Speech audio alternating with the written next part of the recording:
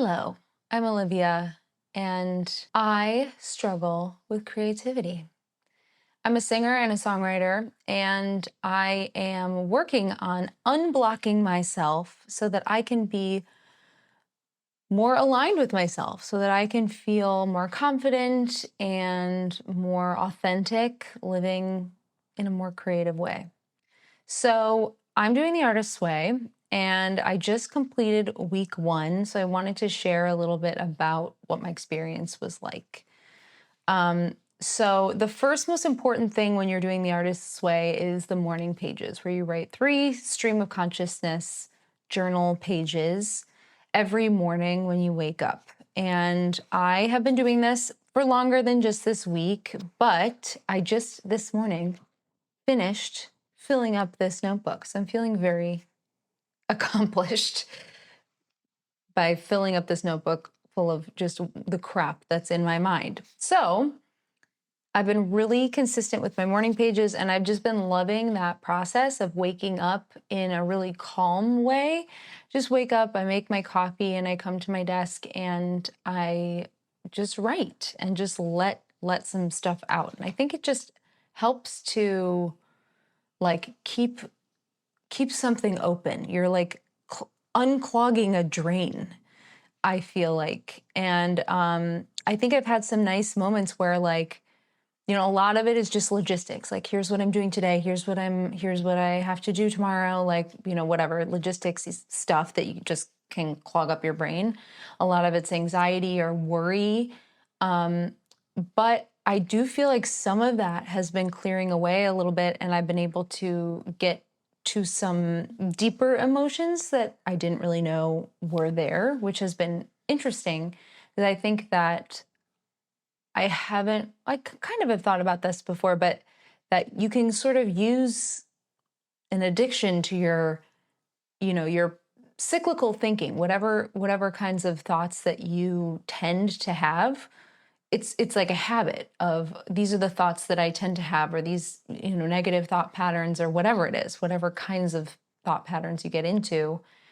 Um, and it's interesting to think about those patterns as a distraction from what's actually going on. Because I think I focus so much on that chatter as the thing that I need to fix, or the emotional issue, rather than actually the emotional issue is below the surface of all of that mental chatter and anxiety. So I think that has been eye-opening this week. The other major thing that you do in the artist's way is an artist date. And this week, I started to do a little watercolor painting. So I bought some watercolors. I've just been like coloring with some markers that I have, and that's been really fun. And so I've been sort of attracted to paints, and which is brand new for me. I've never like really been drawn to visual art, and I think it's going to be a good exercise for me in just like being bad at something. Just like I've never been good at visual art. Even when I was a kid, I was never like, you know, that into it. And so I think allowing myself to just be bad at something, I think is really good. So anyway, I pulled out the paints and I did this just like sort of doodling. And then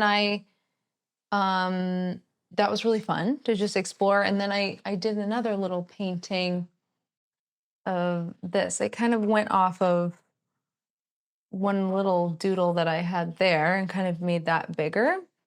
But I really like doing stuff like this, like with markers too, where it's kind of like meditative, to just do circles or just do like stuff that's not like, realistic or anything, but just like patterns. I really like patterns.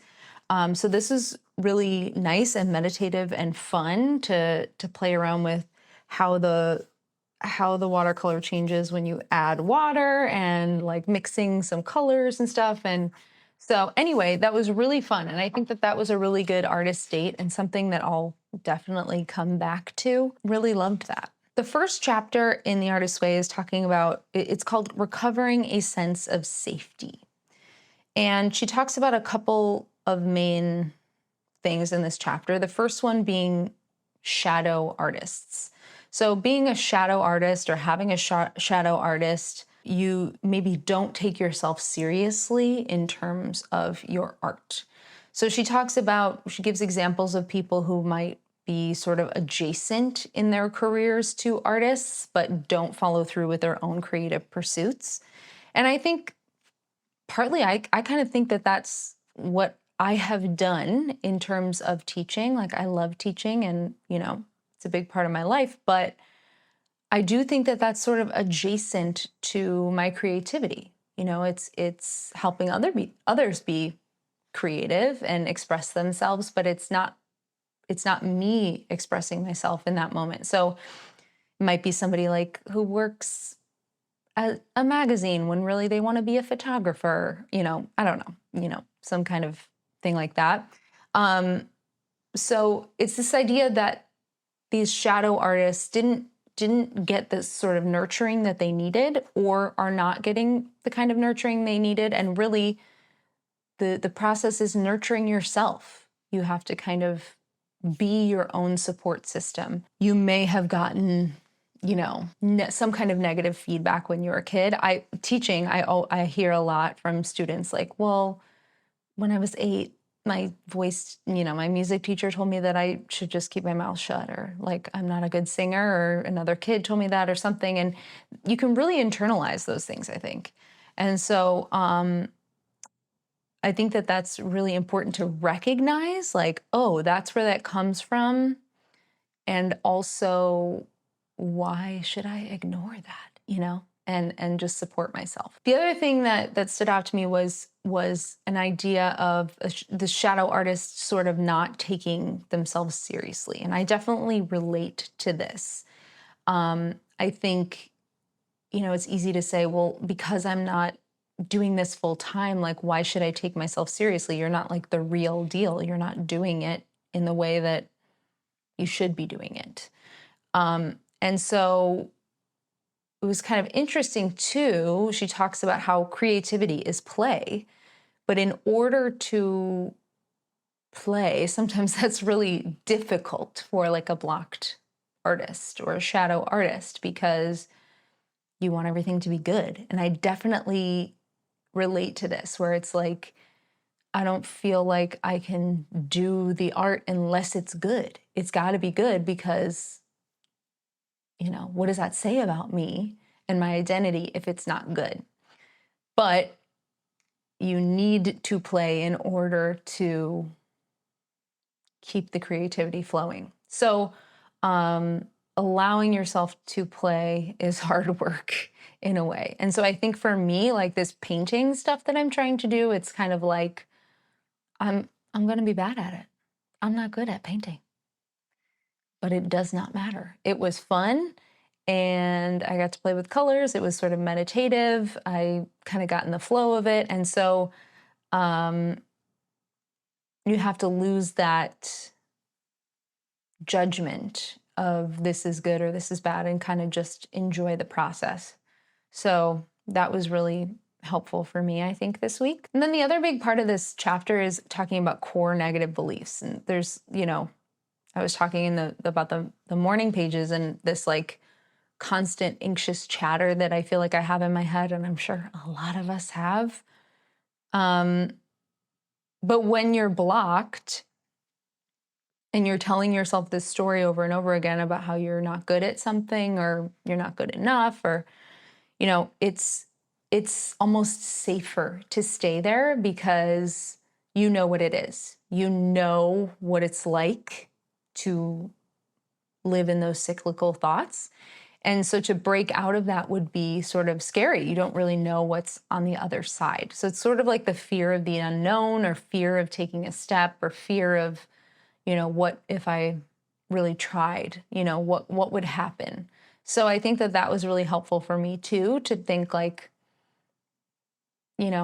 this is just a story you're telling yourself, and what could be on the other side is actually a really positive experience. It could be negative, but it could also be positive. But either way, breaking out of it, I think, um, is important to me at this point.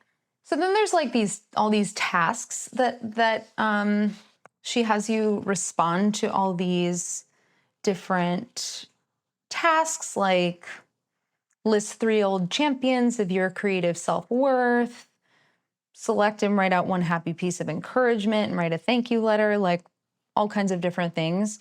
My favorite one was imaginary lives. So if you had 5 other lives to lead, what would you do in each of them? So a couple things that I wrote down were, I want to own an animal sanctuary. I'm a big animal lover, and I think that would be amazing to be kind of out and living with animals and taking care of animals all the time.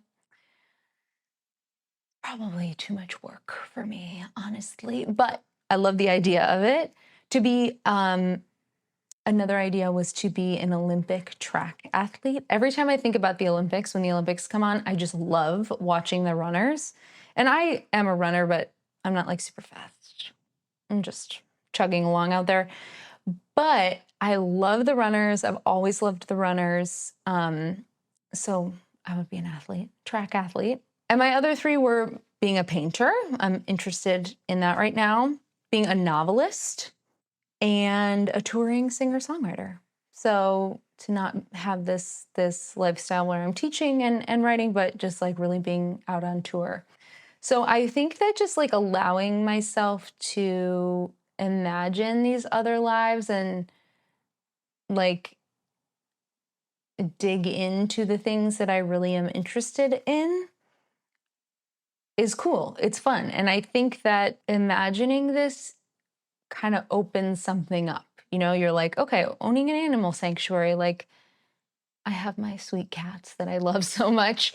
And, you know, maybe I can do some other thing with animals or volunteer with animals in some way. Being an Olympic track athlete, like how can I bring that into my life? Like I can run more. I can like learn more about running, or, you know, painting, obviously. The novelist thing, I'm definitely interested in writing more in some capacity, in terms of like, you know, novel or essays or something like that.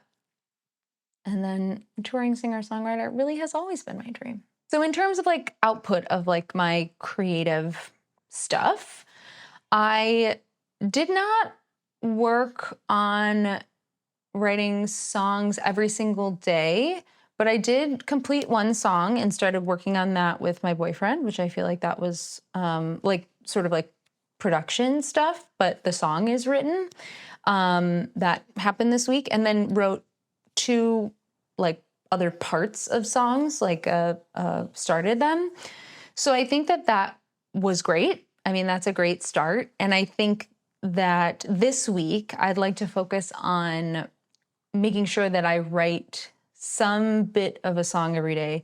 And really, if possible, I want to kind of learn to follow through and finish a song in one sitting. I read something by a songwriter, I can't remember who was talking about finishing a song in one sitting, like making sure you just finish it, have a full product. I want to work on that because I think there's really something to that, of kind of you're in the world of the song and then you come back to it. It'll take you a while maybe to find that place again or that world. And so once you're in it, just like follow through with it and finish the through line of it. Not that I can't come back and edit it and change it, whatever, but just kind of having a little bit more of like, I don't know, follow through. I don't know. We'll see how that goes. So my main takeaways this week are just, I really love the morning pages. I really want to stick with them. And I do feel kind of lighter. I do feel like I'm moving towards something. I think a big takeaway from me was just that this mental chatter is not really the feeling underneath. I think that that was really a great takeaway for me, something I really learned about myself. And I realized how little I trust myself, how little I trust my own feelings and my own intuition. And I really want to be brave enough to be bad at stuff, really want to be brave enough to change and break out of my patterns, recognize my patterns and break out of my patterns. So I think that this was a really great week, and I'm really looking forward to week 2. I'll keep you posted. Thank you so much for watching, and I'll see you in the next video.